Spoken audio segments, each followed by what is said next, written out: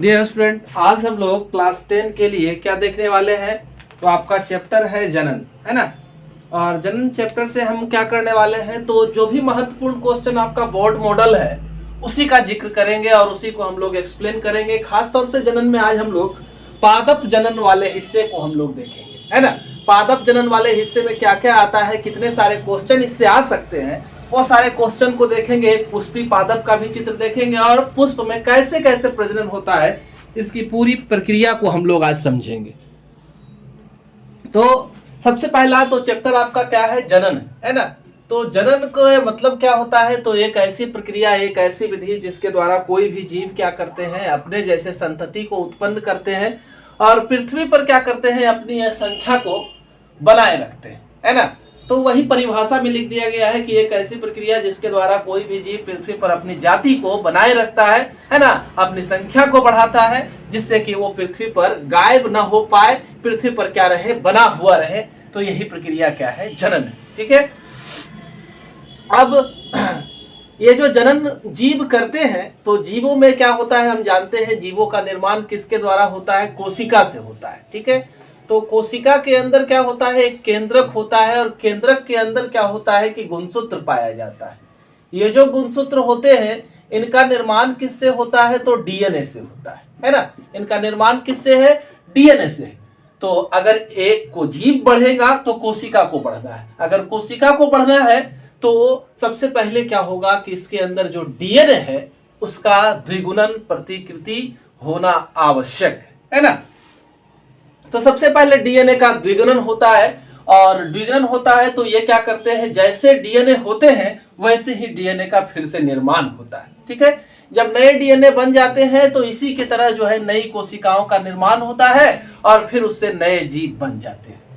तो जैसे है, यानी कि संतति जो होती है वो कैसी होगी, अपने माता पिता के समान होती है। संतति कैसी होनी है, अपने माता पिता के समान होती है, क्योंकि उनके पास जो डीएनए आ रहा है वो कहां से आ रहा है, माता पिता से आ रहा है, तो इसलिए वो समान होते हैं, ठीक है।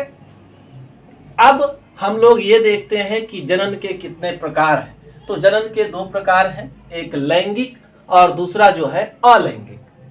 तो लैंगिक वाला में क्या हम लोग जानते हैं कि इसमें दो चीज चाहिए हमें, एक नर चाहिए और दूसरा क्या चाहिए, तो मादा चाहिए।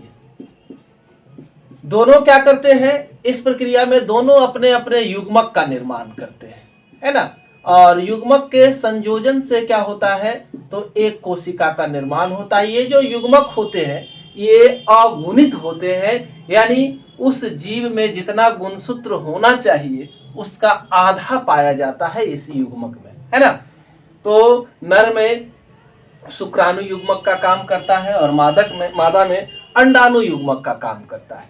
ये हाफ हाफ मिलेगा। जैसे मनुष्य की स्थिति को अगर आप देखें तो मनुष्य के शुक्राणु में 23 गुणसूत्र और अंडाणु में भी 23 गुणसूत्र पाया जाता है, ठीक है। ये दोनों जुड़ते हैं तो पूर्ण मनुष्य के लिए 46 गुणसूत्र चाहिए एक कोशिका के लिए। तो 46 गुणसूत्र हो जाता है तो एक नया जीव का निर्माण हो जाता है, ठीक है। तो लैंगिक प्रजनन को मोटा मोटी हम लोगों ने समझा कि लैंगिक प्रजनन क्या है, तो एक ऐसी प्रक्रिया है जिसमें नर और मादा अपने अपने युग्मक का निर्माण करेंगे और युग्मक के संयोजन से एक पूर्ण कोशिका का निर्माण होगा और वही पूर्ण कोशिका नए जीव का निर्माण करेगी, ठीक है। जब भी लैंगिक प्रजनन होगा तो ये देखिए, एक कोशिका तो ये आएगा, एक कोशिका इधर से, एक शुक्राणु वाला, एक क्या अंडाणु वाला। तो जब दो कोशिका आएगा तो दो कोशिका के पास दो तरह का डीएनए होगा। अब ये दोनों डीएनए आपस में मिल करके प्रतिकृति करेंगे। तो जब ये प्रतिकृति करेंगे तो दोनों के गुण आपस में मिल जाएंगे और मिलेंगे तो एक नए गुण का निर्माण होगा। यानी कि लैंगिक प्रजनन के फलस्वरूप जो जीव बनेंगे वो विभिन्नता के साथ ही आएंगे। कैसे आएंगे, विभिन्नता के साथ ही आएंगे, है ना। क्योंकि दो अलग अलग गुण आएंगे, जुड़ेंगे और दो जीन आपस में जुड़ेंगे तो दोनों में पुनर्संयोजन होगा, पुनर्संयोजन होगा। अब पुनर्संयोजन के वजह से एक गुण दूसरे गुण से मिलेंगे और मिलने के बाद क्या करेंगे, आपस में मिलकर के एक नए गुण का निर्माण करते हैं। इसी वजह से लैंगिक जनन में क्या आती है, विभिन्नता उत्पन्न होती है ना। लैंगिक जनन में क्या आएगी, विभिन्नता आएगी। कारण क्या है, तो कारण हम लोग पुनर्योजन समझ सकते हैं, दो जीन आपस में जुड़ते हैं, दो डीएनए आपस में जुड़ते हैं, ठीक है। तो ये लैंगिक जनन तो बाद में हम लोग बढ़िया से डिटेल से देखेंगे, समझ गए।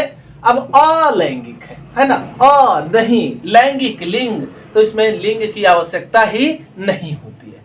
तो जब लिंग नहीं तो एक ही जीव सक्षम होता है कि वो नए जीवों का क्या कर पाए, निर्माण कर पाए। जब एक ही जीव नए जीवों का निर्माण कर लेगा तो नए गुण तो उसमें जुड़ेंगे नहीं, जो गुण है वही गुण आएगा। इसलिए इसमें विभिन्नता काफी कम होती है, नहीं के समान होती है। और ये जीव जो होते हैं अपने माता पिता के जैसे ही होते हैं, सदृश होते हैं। इस वजह से इससे बने जीवों को क्या कहते हैं, क्लोन कहते हैं, है ना। क्लोन को क्या कहते हैं, तो क्लोन कैसे बना, तो दोनों का गुण माता पिता एक ही है, एक ही गुण से आया है। इस वजह से हम कह सकते हैं क्लोन कैसे होते हैं, मॉर्फोलॉजिकली बाह्य रूप से और जेनेटिकली अनुवांशिक रूप से ये अपने माता पिता के समान होते हैं। अलैंगिक जनन में बना क्या, क्लोन बना, ठीक है। अब अलैंगिक जनन जो है वो कई तरह का होता है, खासतौर से ये निम्न स्तर के जीवों में होता है। तो इसमें ये जो प्रक्रिया है इसमें विखंडन सामान्य रूप से होता है। विखंडन दो तरीके का हो सकता है, एक बहुविखंडन, एक द्विविखंडन। एक में क्या है कि एक कोई जीव है तो अपने शरीर को, जैसे अमीबा को मान लीजिए, तो ये अपने शरीर को दो बराबर हिस्सों में तोड़ देगा, इससे दो जीव का निर्माण होगा। हर हालत में जीव कितने बनने हैं, दो जीव का निर्माण होना है, ठीक है। जबकि इस वाला में बहुविखंडन में क्या होगा, एक जीव टूटेगा तो एक से ज्यादा जीवों का निर्माण होगा। जैसे अलैंगिक जनन को अगर अमीबा में हम लोग देखें तो अमीबा सामान्य परिस्थिति, अमीबा पैरामीशियम है ना, ये प्लाज्मोडियम, ये सब सामान्य परिस्थिति में रहता है। तो एक जीव सामान्य रूप से खाना मिल रहा है, सामान्य वातावरण है, तो एक जीव विभाजित होकर के दो जीवों का निर्माण करता है। जबकि यही इसको अगर मान लीजिए अमीबा है, जिस तालाब में रह रहा था वहां का पानी ही सूख गया, तो उस कंडीशन में क्या होता है कि ये घूम करके गोल हो जाता है, अपनी उपापचयी क्रियाओं को रोक लेता है। कौन, अमीबा अपनी उपापचयी क्रियाओं को क्या करेगा, रोक लेगा। और तब लेकिन इसका केंद्रक लगातार विभाजित होते रहेगा और इसके चारों तरफ एक सुरक्षात्मक आवरण का निर्माण हो जाता है। इस आवरण को क्या कहते हैं, सिस्ट कहते हैं, है ना। और क्या होगा कि ये जब अनुकूल परिस्थितियां आएगी तो ये फटेगा और इससे ढेर सारे नए जीव का निर्माण होगा। तो आपसे क्वेश्चन पूछेगा कि सिस्ट निर्माण कहां होता है ना, तो अमीबा में ही हुआ, विपरीत परिस्थितियां में हुआ। अब एक है मुकुलन, है ना। मुकुलन भी अलैंगिक प्रजनन की विधि है, एक ही पेरेंट नए जीवों का निर्माण करेंगे। मुकुलन में एक से ज्यादा जीव का बन सकता है, दो भी बन सकता है, दो से ज्यादा भी बन सकता है। तो सबसे पहले ये ईस्ट और हाइड्रा में संपन्न होता है। ईस्ट में क्या है, एक कोशिकीय जीव है, शरीर पर ढेर सारा उभार निकलेगा, हर उभार में केंद्रक पहुंच जाएगा और सभी स्वतंत्र होकर के नए जीव का निर्माण करेंगे। इसी तरह से हाइड्रा में भी क्या होता है, इस तरह से हाइड्रा का शरीर है ना, और हाइड्रा के शरीर के ऊपर ढेर सारा इस तरह से कलिका का निर्माण होगा और हर कलिका स्वतंत्र होकर के क्या करेगा, नए जीव का निर्माण करेगा। तो ये मुकुलन है। एक अपखंडन होता है ना। अपखंडन में क्या है, कोई भी जीव जो जैसे स्पाइरोगायरा शैवाल प्रजाति में ये होता है, तो ये क्या होगा, इसका शरीर खाना पीना खा करके मजबूत हो जाएगा, फिर अपना शरीर को कई खंड में तोड़ लेगा और हर खंड से क्या हो जाता है, नया जीव का निर्माण हो जाता है, ठीक है। तो ये आपका क्या हुआ, अपखंडन हुआ। इसी तरह से एक पुनर्जनन होता है। पुनर्जनन किसमें है, तो आप प्लेनेरिया का नाम सुने होंगे। सबसे पहली बार आंख जो है इसी में बने था, प्लेनेरिया में ही, है ना। तो प्लेनेरिया में ही क्या होता है कि इस तरह का जीव है ये, है ना। और परिपक्व होने के बाद ये प्रारंभिक तरह का आंख है जो सिर्फ प्रकाश और अंधेरा को पहचान पाता था, है ना। क्या करता है, तो ये अपने शरीर को कई टुकड़े में तोड़ लेगा। हर टुकड़ा एबल होता है कि अपने शरीर के हिस्से से नए जीव का निर्माण कहीं से काटे, यहाँ तक कि इवन आंख को भी अगर आप काट देंगे तो इससे भी पूर्ण प्लेनेरिया का निर्माण हो जाएगा। तो यह पुनर्जनन, ठीक है। बहुत सारे जीवों में क्या होता है कि स्पोर का निर्माण होता है, बीजाणु बनता है और बीजाणु के द्वारा ही नए जीव बन जाते हैं। जैसे कि मान लीजिए कवक है ना, मान लो कोई ब्रेड है, रोटी है, इसके ऊपर जो है फंगस ग्रो हो गया, उसको अगर देखेंगे माइक्रोस्कोप में तो उसके ऊपर ढेर सारा इस तरह से धागा दिखाई देगा, है ना। अब जब परिस्थितियां ठीक ठाक होती है, खाना पीना खाता है, तो इसके ऊपर से इस तरह से बीजाणु बन जाते हैं, यही बिखर करके नए जीव का निर्माण करते हैं। अब कवक में इस बीजाणु को क्या कहा जाता है, तो कोनिडिया कहा जाता है। और कोनिडिया के वजह से ही कभी कभी स्पोर निर्माण की इस प्रक्रिया को कोनिडिया निर्माण के द्वारा प्रजनन कह सकते हैं, है ना। अगर मान लो ये कोनिडिया जो है ढक्कन के अंदर, ये बीजाणु ढक्कन के अंदर बन रहा, तो इसको क्या कहते हैं, कोनिडियोफोर कहते हैं। ठीक है, मोटा मोटी आने वाला क्वेश्चन हम लोग डील कर लिए हैं, इसमें कितना सारा क्वेश्चन आएगा उसको हम लोग देख लिए हैं। अब हम लोग चलते हैं कहाँ, पौधे में अलैंगिक प्रजनन की ओर। ठीक है, तो पौधे में अलैंगिक प्रजनन में क्या है, पौधा में स्टेम कटिंग के द्वारा तना को काट करके लगा दीजिए, नया पौधा बन जाएगा, गुलाब है, उड़हुल है ना। और क्या है, कुछ पौधा में एक जैसा पौधा है ब्रायोफिलम, है ना, तो इसका पत्ती को ही अगर जमीन में दबा दिया जाए तो उससे क्या होता है, नया पौधा बन जाता है। ठीक है, तो ये ब्रायोफिलम में ऐसा होता है, फोटो यहाँ बनाए हैं ब्रायोफिलम का। अब कभी कभी हम लोग क्या करते हैं कि कायिक प्रवर्धन को हम लोग खुद संपन्न कर लेते हैं, कृत्रिम रूप से भी कायिक प्रवर्धन कराया जा सकता है। मैंने पौधे के एक पौधे से ही नए पौधे का निर्माण करेंगे, तो कृत्रिम रूप से कराने के लिए हम लोग क्या करते हैं, कई तरह का तरीका है। एक है आपका कि मान लीजिए दो गो पौधा ले लिए, आम का ही पौधा ले लिए, एक मान लेते हैं मालदा आम है, एक तो जो है बिज्जू आम है। ठीक है, तो दो गो पौधा बगल में लगा लिए, लगाने के बाद क्या किए, एक पौधा को इस तरह से काट दिए, बगल में एक और पौधा लगा हुआ था, है ना, तो इस तरह से लगा हुआ है। अब क्या किए, इन दोनों को यहाँ से चिपका दिए बढ़िया से, और क्या कर दिए, कुछ दिन तक छोड़ दिए, तो यहाँ से जड़ वगैरह निकल आएगा, दोनों आपस में फिक्स हो जाएगा, तो इसका इधर से काट दिए। तो जिसका जड़ लिए हैं उसको हम लोग क्या कहते हैं, स्टॉक कहते हैं, और जिसका तना वाला हिस्सा लिए हैं उसको क्या कहते हैं, साइकॉन कहते हैं। तो इसमें भी क्या होगा, दो गो अलग अलग पौधा को जोड़े हैं तो नया गुण का निर्माण होगा, है ना, और एक विकसित पौधा बनेगा, हाइब्रिड तरह का पौधा बनेगा। तो ये भी एक तरीका है।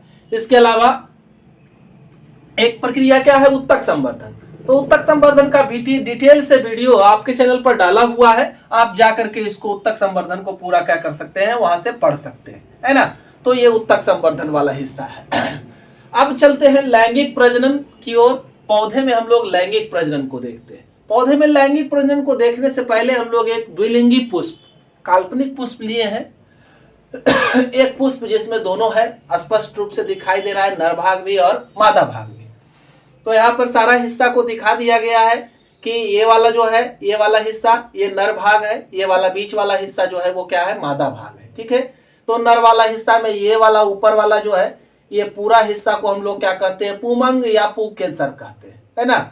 और मादा वाला को स्त्री केसर नाम दिया गया है, इसको क्या कहते हैं, स्त्री केसर कहते हैं। ठीक है, तो ये जो पुमंग है, पुंकेसर है, इसका ऊपर वाला भाग परागकोश कहलाता है, और इसके अंदर जो है इस तरह से बीच में एक दीवार जैसी रचना होती है, कनेक्टिव इसको कहते हैं। इसके अंदर लघु बीजाणुधानी पाया जाता है ना, और इसी लघु बीजाणुधानी के अंदर जो है पराग कण का निर्माण होता है। पराग कण बनने के बाद बाहर निकल करके इसके ऊपर जमा होते हैं। ठीक है, तो ये जो हमारा लघु बीजाणुधानी है, इसके अंदर अर्धसूत्री विभाजन की प्रक्रिया होती है, युग्मक बनाएगा ये। तो युग्मक का निर्माण जब भी होता है तो अर्धसूत्री विभाजन के द्वारा होता है, और जब युग्मक बन जाता है तो बाहर आता है और यहाँ पर मौजूद रहता है। ठीक है, और नीचे वाला हिस्सा को पुतंतु नाम दिया गया है। नीचे वाले हिस्से को क्या कहते हैं, तो पुतंतु कहते हैं। ठीक है, और ये बीच वाला ऊपर वाला को हम लोग वर्तिकाग्र कहते हैं, ये वर्तिका है। और ये नीचे फूला हुआ जो हिस्सा है वो अंडाशय का है, और इसके अंदर एक या एक से ज्यादा अंडाणु पाए जाते हैं। ये भाग हो गया। अब जहां से फूल निकलता है, ये डंठल को क्या कहते हैं, पुष्पवृंत कहते हैं। फूल को कलिका अवस्था में सुरक्षा प्रदान करने का काम जो होता है वो बाह्य दलपुंज का होता है।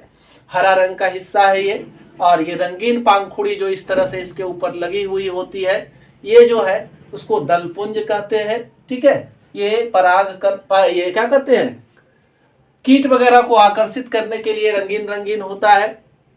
अब जो है सबसे पहले पराग कण यहाँ से निकल करके मादा भाग तक पहुंचता है। तो पराग कण के मादा भाग तक पहुंचने की प्रक्रिया को, है ना, क्या कहते हैं, परागन कहते हैं। परागन कहा जाता है ना, क्या कहा जाता है, परागन कहा जाता है। मादा भाग तक ये सिर्फ पहुंचेगा उस प्रक्रिया को। पहुंचने के बाद क्या होता है कि यहाँ फिगर दिखाए हैं, तो पराग कण और वर्तिकाग्र के बीच में रासायनिक संवाद होता है। अपने अपने केमिकल का ये मिलान करते हैं। अगर वास्तविक केमिकल मिला तो ये दोनों क्या करते हैं, आपस में संवाद करने के बाद ये परागकण है, परागकण में 2 सतह होती है। ये ऊपर वाला को एक्जाइन कहते हैं, अंदर वाला को इंटाइन कहते हैं, ये जर्मपोर है। यहाँ से परागकण का केंद्रक बाहर निकलता है। ये निकल करके इस तरह से इसमें दो कोशिका होती है। एक बड़ा कोशिका होता है जिसको कायिक कोशिका कहते हैं, और छोटा वाला को जनन कोशिका कहते हैं। तो कायिक कोशिका का काम है ये जो पराग नली बन रहा है, इस पराग नली का निर्माण करना होता है। और जनन कोशिका से केंद्रक निकलता है। केंद्रक आगे आने के बाद 2 केंद्रक में विभाजित हो जाता है और फिर ये अंडाणु के अंदर प्रवेश करता है, तब निषेचन होता है ना। नर और मादा युग्मक के मिलने की प्रक्रिया को ही क्या कहते हैं, निषेचन कहते हैं। तो ये अंदर इंटर करता है। अंदर का हिस्सा में ऊपर वाला 3 कोशिका दिखाई दे रहा है, इसका बृहत रूप यहाँ नीचे बनाए हैं। तो ये एंटीपोडल सेल है, ऊपर में 3 है ना, बीच में ध्रुवीय केंद्रक है, और ये सहाय कोशिका है, ये अंड कोशिका है। ठीक है, अब यहां से जनन कोशिका अंदर प्रवेश करेगी। एक केंद्रक जो है वो जाकर के अंड कोशिका को निषेचित करेगा। तो सारी कोश केंद्रक यहाँ पर यन है, आधा गुणसूत्र को रखता है। तो यन प्लस यन 2 मिलेगा, एगो नर वाला और इसका वाला, तो दोनों मिलेगा। तो यन किसको कहते हैं, किसी भी युग्मक को यन से निरूपित किया जाता है। दोनों मिलेगा तो 2n होगा, द्विगुणित कोशिका हो जाएगी, और ये आगे चल करके निर्माण करेगा किसका, तो जायगोट का निर्माण करेगा। ठीक है, ये किसका निर्माण करेगा, जायगोट का निर्माण करेगा। ठीक है, जायगोट एक कोशिकीय रचना है। अब ये जायगोट वृद्धि करता जाएगा, लगातार विभाजन होगा। इसमें कौन सा विभाजन पूछ सकता है कि जायगोट में कौन सा विभाजन, तो समसूत्री है ना। ये ढेर सारी कोशिकाओं का समूह बनाएगा, तो इसे भ्रूण कहेंगे। भ्रूण आगे चल करके बदलेगा किसमें, बीज में। और ये जो अंडाशय पूरा है ये बदल जाता है किसमें, फल में बदलता है। ठीक है, अब 2 केंद्रक की बात हो रही थी, तो एक केंद्रक इसके साथ जुड़ता है, तो ये जुड़ करके एक नई रचना बनाता है, जिसको क्या कहते हैं, भ्रूणपोष कहते हैं, भ्रूण को पोषण देने वाला। ठीक है, क्या कहते हैं, भ्रूणपोष कहते हैं, भ्रूण को पोषण देने वाला कहते हैं। अब इस तरह से हमारा पौधे में निषेचन संपन्न हुआ। मैं समझता हूं कि संबंधित क्वेश्चन जो आपका है किससे, तो पौधा वाला जितना जनन से क्वेश्चन है वो लगभग आपका क्या हो जाएगा, सॉल्व हो जाएगा। वीडियो पसंद आए लाइक बटन दबाएं और हमारे चैनल को सब्सक्राइब करें, जिससे कि हमारे नए नए वीडियो आप तक पहुंचते रहे। धन्यवाद, लगातार हमारे चैनल से जुड़े रहें।